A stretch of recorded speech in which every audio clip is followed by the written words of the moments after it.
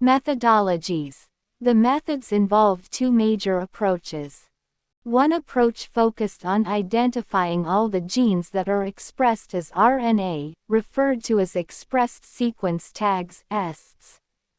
The other took the blind approach of simply sequencing the whole set of genome that contained all the coding and non-coding sequence, and later assigning different regions in the sequence with functions, a term referred to as sequence annotation. For sequencing, the total DNA from a cell is isolated and converted into random fragments of relatively smaller sizes. Recall DNA is a very long polymer, and there are technical limitations in sequencing very long pieces of DNA, and cloned in suitable host using specialized vectors.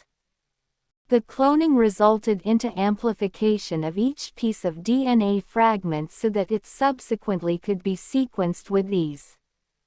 The commonly used hosts were bacteria and yeast, and the vectors were called as BAC, bacterial artificial chromosomes, and YAC, yeast artificial chromosomes. The fragments were sequenced using automated DNA sequencers that worked on the principle of a method developed by Frederick Sanger. Remember, Sanger is also credited for developing method for determination of amino acid sequences in proteins.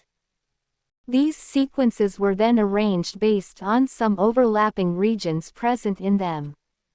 This required generation of overlapping fragments for sequencing.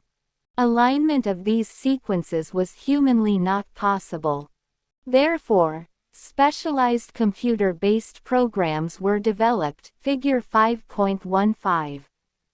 These sequences were subsequently annotated and were assigned to each chromosome.